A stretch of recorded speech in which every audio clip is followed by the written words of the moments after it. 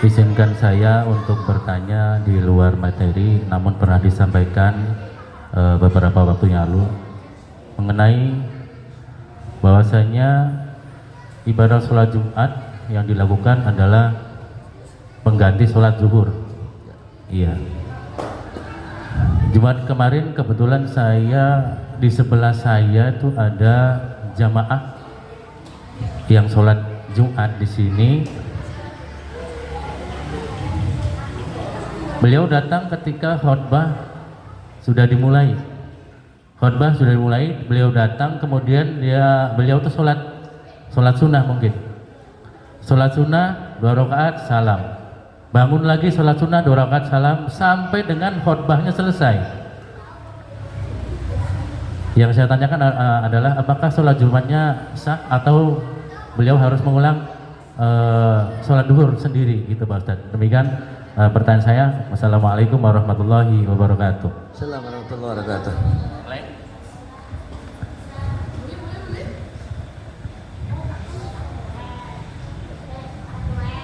Pak Ustadz, Ya.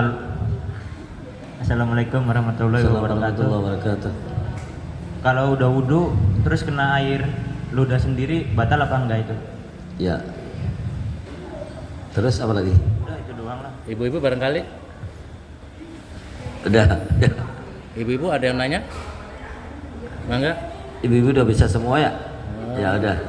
Ibu Dua satu? dulu ya, gampang disambung. Siap, oke. Para jamaah yang dimuliakan oleh Allah Subhanahu wa taala, saya pernah menyampaikan bahwa salat Jumat itu pengganti salat duhur di setiap hari Jumat. Maka salat duhur 4 rakaat, salat Jumat cuma 2 rakaat. Ya kan seperti itu ya? Itu hadis Ruwiya an Abi Hurairah radhiyallahu anhu qol. Biasanya pernah saya lihat Serang di Masjid Al-Fitrah.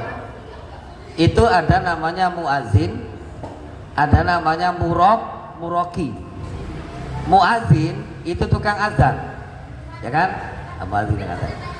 Muroki itu penghantar seorang khotib naik di atas mimbar.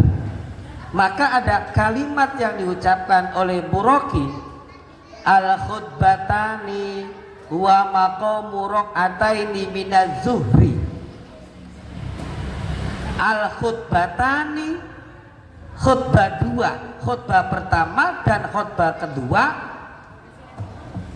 maqamu rak'ataini minaz zuhri, itu pengganti 2 rakaat salat duhur. Ya, itu hadisnya jelas. Sering disampaikan oleh muroki. Fala yatakallama, seperti itu kan? Fala yatakallama wa man la yatakallama faqad lagha fala lagha an jumatallah.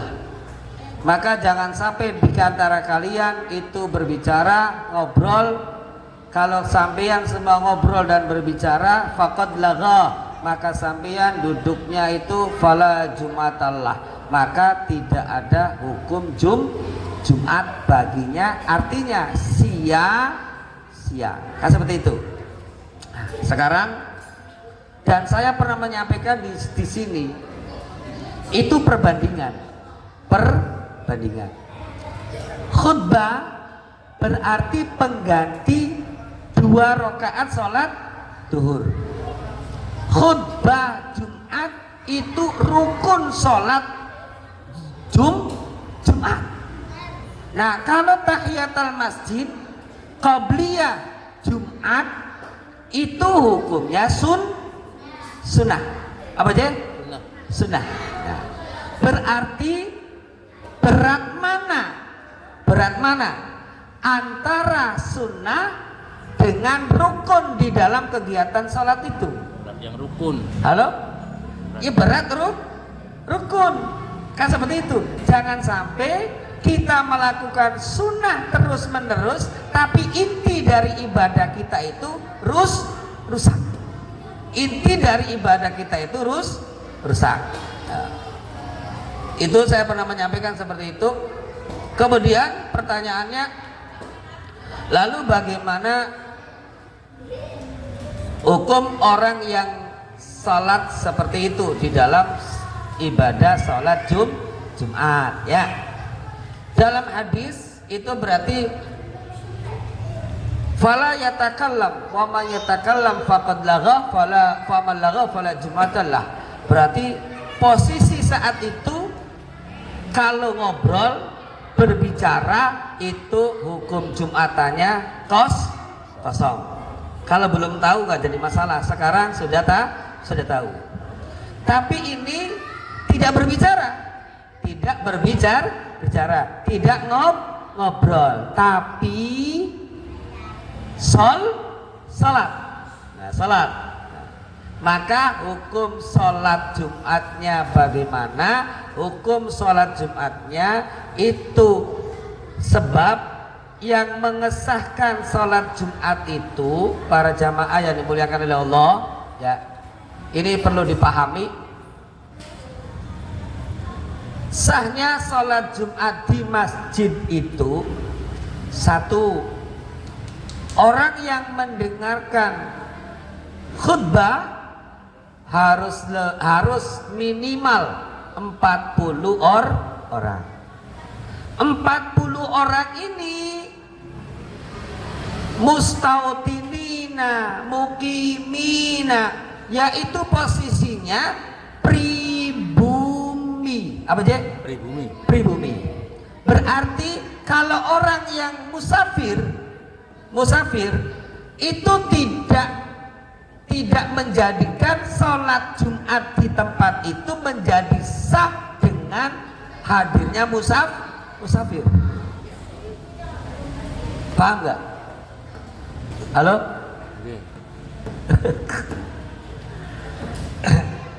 Khutbah Jumat itu harus didengarkan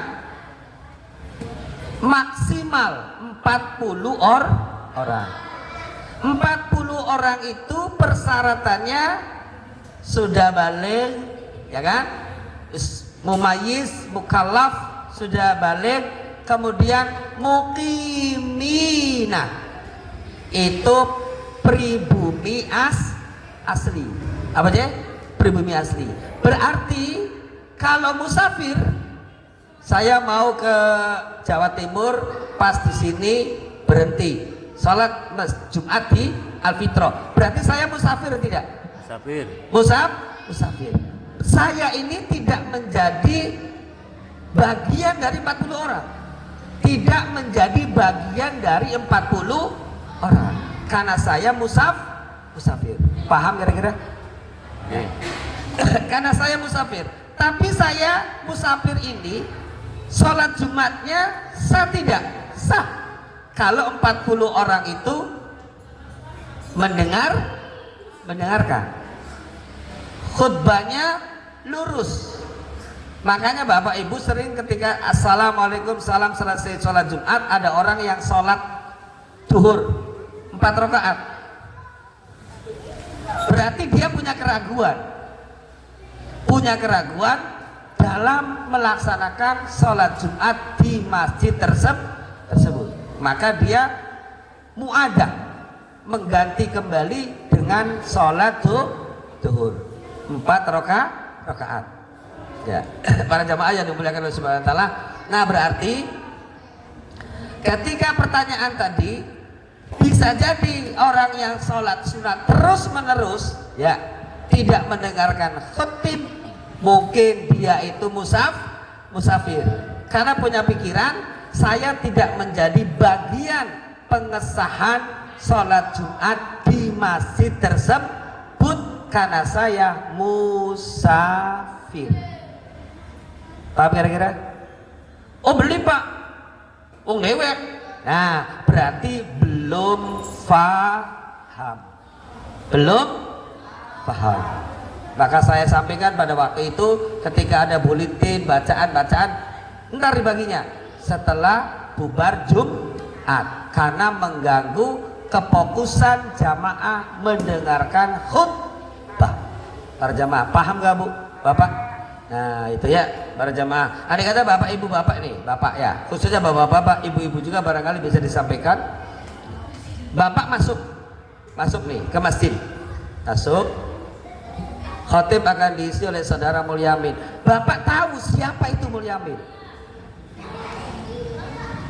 perilakunya tahu, apanya tahu, sehingga bapak nih tatkala mengikuti sholat Jumat di tempat itu ragu dengan melihat sosok Mulyamin, menjadi ragu. Tapi bapak tidak boleh pulang lagi, teruskan di situ. Setelah selesai salam, lalu bapak salat zuhur 4 rakaat. Kenapa? Karena bapak tidak yakin kepada seorang khotib. Paham kira-kira? Nah itu para jamaah yang dimuliakan oleh Allah Subhanahu Wa Taala. Dari hukum sholat yang tadi, hukumnya sah atau tidak menurut hadis, berarti karena tidak ngomong, tidak berbicara, tidak ngobrol, tidak termasuk faqad lagha fala jum'atallah, tidak termasuk orang yang sia-sia atas mengerjakan sholat Jumat karena tidak ngomong, tidak ngobrol, cuman kurang keabdolannya. Bisa jadi karena belum paham, bisa jadi karena musafir. Begitu ya para jamaah yang dimuliakan Allah Subhanahu Wa Taala. Makanya sekarang kita sama-sama untuk belajar. Kadang seperti itu sunnah terus menerus sehingga mengganggu jamaah yang lain. Seperti itu para jamaah yang dimuliakan oleh Allah Subhanahu Wa Taala. Terus pertanyaan yang kedua, tatkala saya sudah berwudu kemudian terkena ludah sendiri, ya tak? Nah, ya. Ya, maka hukumnya batal tidak wudunya, hukumnya tidak batal. Apa maning ludah mangan sego padang kan dibatalkan. Terusan wudu ya, terus mangan sego padang batal tidak? Tidak. Setelah wudu mau ke masjid ternyata kakinya nginjek telepon kebo, di sini nggak ada kota ya, plus sehingga kakinya penuh kotoran kerbau. Batal nggak wudunya? Tidak batal, tapi najis. Berarti tinggal dibersihkan saja najisnya, tapi wudunya tidak batal. Paham? Ya seperti itu ya para jamaah yang dimuliakan oleh Allah Subhanahu Wa Taala.